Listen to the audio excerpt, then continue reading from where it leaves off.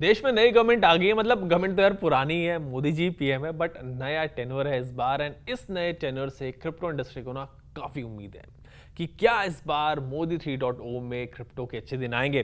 Crypto से related जो काम पिछले टेन्योर में नहीं हुए थे या फिर जो काम अधूरे रह गए थे वो काम इस बार होंगे। एंड क्रिप्टो पर गवर्नमेंट कुछ पॉजिटिव फ्रेम ऑफ माइंड के साथ इस बार कुछ बड़े पॉजिटिव स्टेप्स लेगी। क्रिप्टो इंडस्ट्री को फिर उससे बेनिफिट भी होगा एंड फिर वेब 3 में जो पोटेंशियल है उसका बेनिफिट भी कंट्री को मिलेगा। सो होप्स तो इस वक्त काफी ज्यादा है इस बार, बिकॉज यूएस में भी ना ट्रंप ने सॉलिड हल्ला मचाया हुआ है यार। बंदा कह रहा है कि आई विल सपोर्ट क्रिप्टो, अगर मैं इलेक्ट हुआ तो आई बी क्रिप्टो प्रेसिडेंट। मतलब बड़ा स्टेटमेंट है ट्रंप की तरफ से। एंड इंडिया में भी क्रिप्टो इन्वेस्टर्स आर होपफुल कि इस बार गवर्नमेंट क्रिप्टो पर कुछ पॉजिटिव स्टेप्स ले।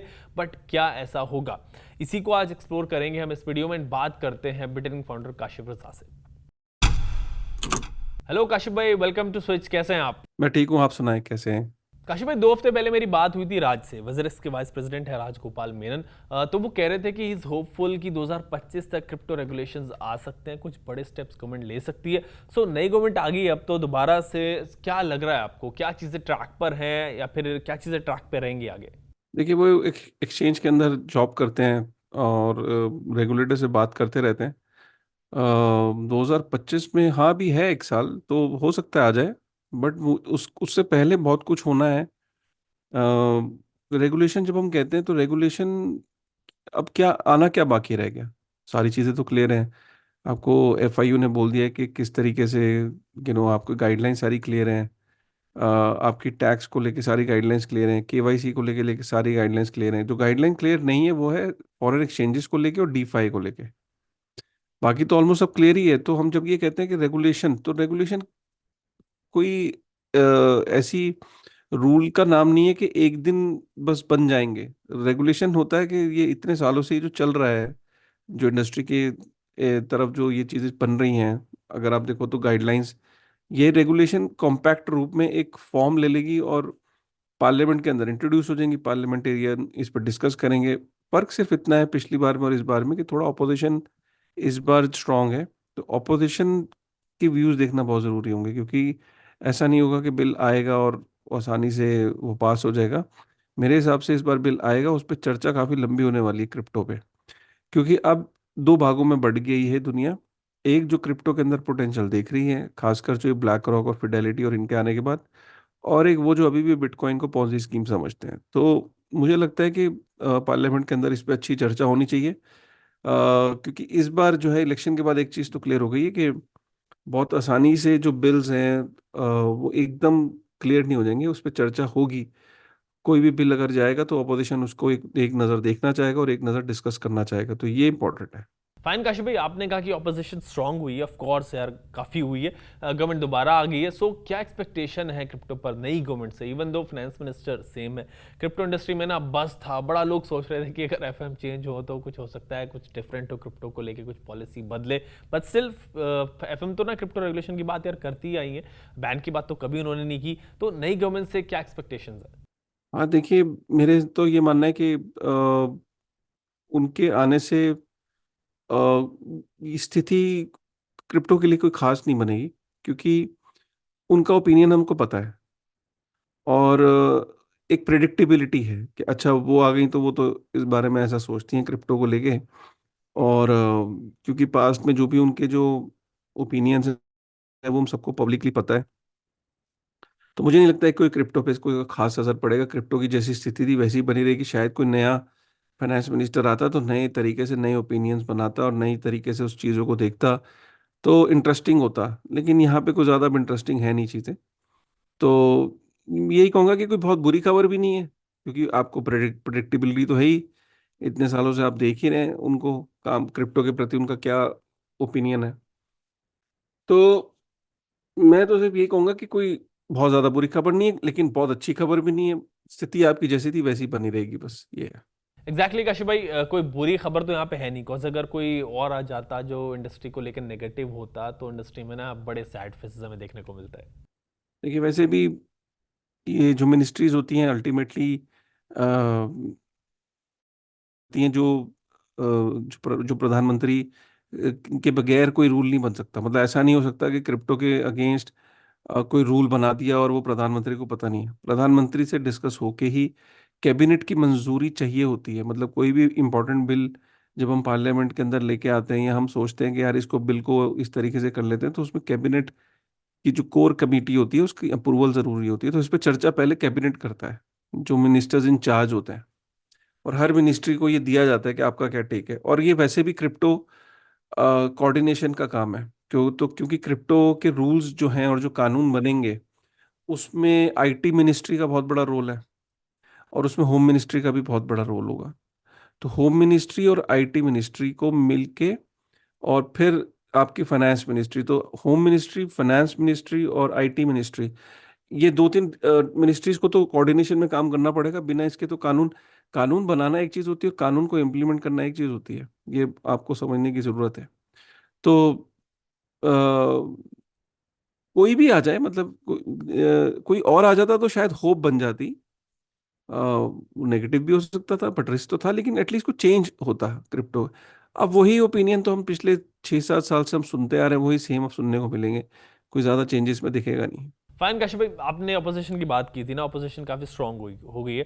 तो क्या अपोजिशन अगर क्रिप्टो के फेवर में आगे कुछ बात करता है, कुछ स्टेटमेंट वहाँ से आते हैं, तो क्या उसके जो व्यूज़ हैं, उनके जो ओपिनियंस हैं, वो भी काउंट होंगे अब, कंसिडरिंग कि उनके पास अभी काफ़ी एमपीज भी हैं इस बार?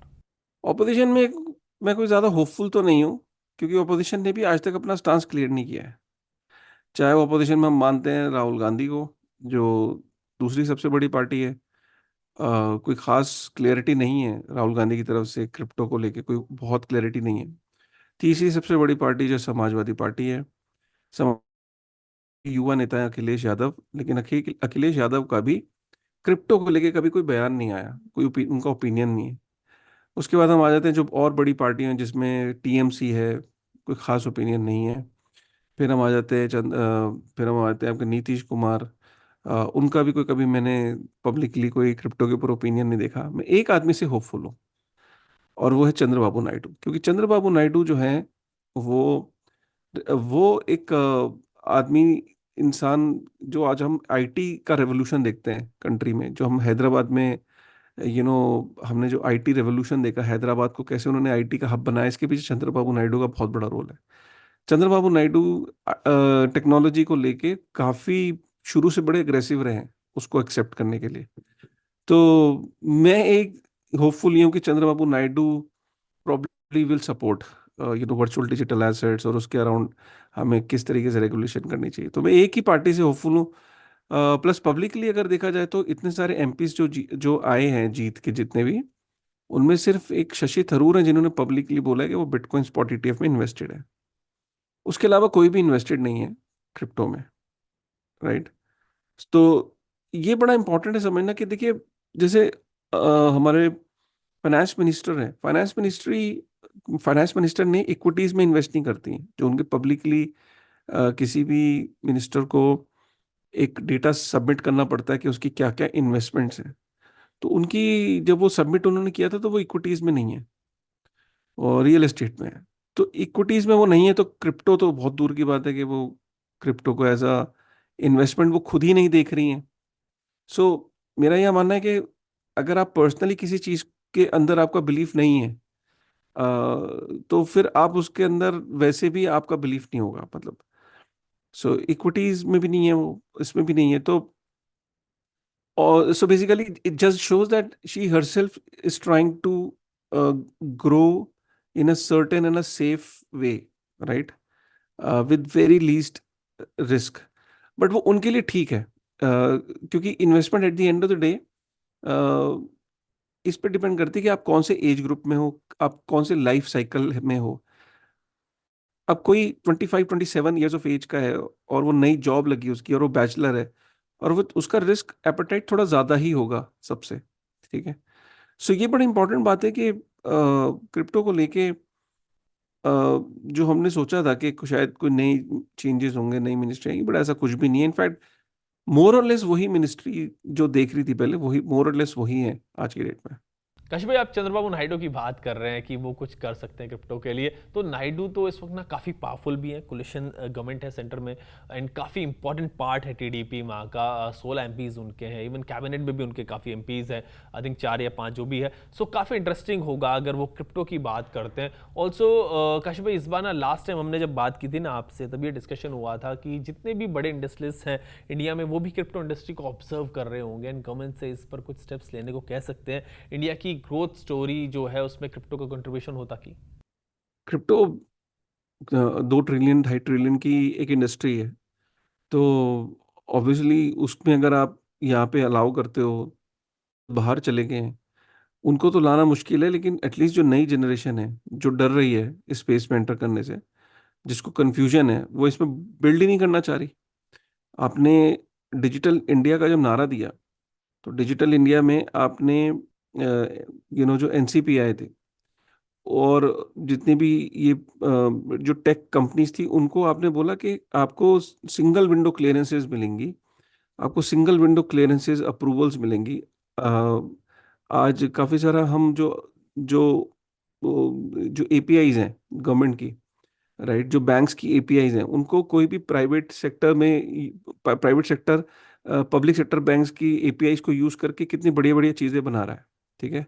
हम तो हमने ये देखा है कि पब्लिक और प्राइवेट पार्टनरशिप से, जब पब्लिक और प्राइवेट पार्टनरशिप्स होती हैं, तो हमने उसका डिजिटल इंडिया में देखा कितना बड़ा रेवोल्यूशन आया, कितनी ज़्यादा एप्स आई पेमेंट्स के अंदर, और वो पूरा डिसरप्ट हो गया। तो यही लेवल का ट्रस्ट हमें वेब3 के अंदर भी दिखाना पड़ेगा। और कहने से कुछ नहीं होगा, हमें अल्टीमेटली जो एंटरप्रेन्योर्स हैं उनके साथ बैठ के एक इकोसिस्टम को बनाना पड़ेगा कि भाई, आप डरो मत, बिल्कुल भी डरने की जरूरत नहीं है, आप एक्सपेरिमेंट करो बस। हमें कल का गूगल बनना है, हमें कल का एयरबीएनबी बनना है, हमें कल का माइक्रोसॉफ्ट बनना है, या हमें कल का व्हाट्सएप बनाना है।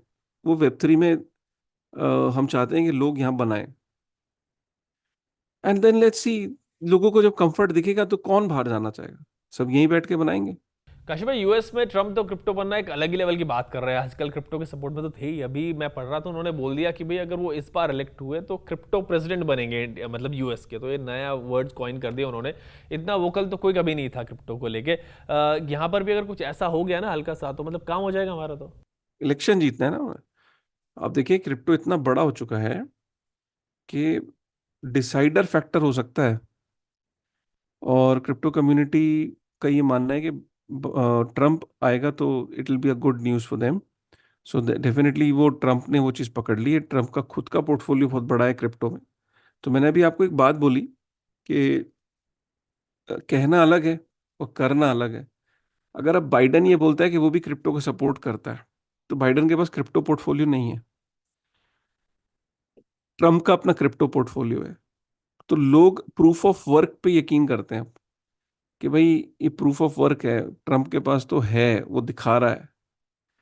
तो इसलिए लोग कह रहे हैं कि भाई, ट्रम्प को वोट करेंगे। ये है।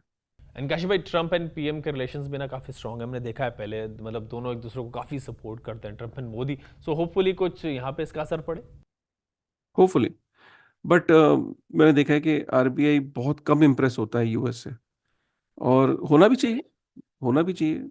भाई, हम दूसरे से इम्प्रेस क्यों? मैं तो वही तो कह रहा हूँ कि हमें ये नहीं, इसलिए नहीं करना है कि यूएस कर रहा है, हमें इसलिए करना है कि हमें यूएस को बीट करना है। अगर हम हमेशा से यूएस को फॉलो करते आए हैं, भाई, हमेशा जो करंट गवर्नमेंट ये कहती है कि पास्ट में हमने हमेशा फॉलो किया, लीड नहीं किया।